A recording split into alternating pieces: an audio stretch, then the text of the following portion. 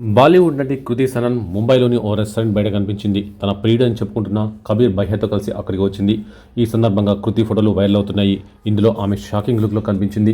కృతి సనన్ వీడియోలు సోషల్ మీడియాలో వైరల్ అవుతున్నాయి. ఇందులో ఆమె తులుతో కనిపిస్తుంది. జీన్స్ డ్రెస్లో ఉన్న కృతి ఇలా కనిపించడం అందరికీ షాక్ ఇస్తోంది. కృతి సనన్ నడవడానికి కూడా ఇబ్బంది పడుతూ పక్కనే ఉన్న అమ్మాయి సహాయం తీసుకుంది. చూడబోతుంటే ఆమె డ్రింక్ ఎక్కువగా తీసుకున్నట్లు అర్థమవుతుంది. కృతి వీడియో చూసి ఆమె మధ్యలో ఉందని నెటిజన్లు అనుమానిస్తున్నారు.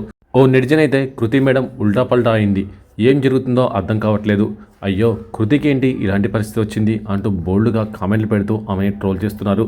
ఇక కృతి సనన్ ఈ సందర్భంగా డెనిమ్ దుస్తులు ధరించి చాలా అందంగా కనిపించింది. అదే సమయంలో చాలా క్యూట్గా కూడా ఉంది.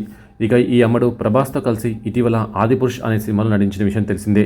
ఈ సినిమా బాక్సాఫీస్ వద్ద బోల్తా కొట్టింది.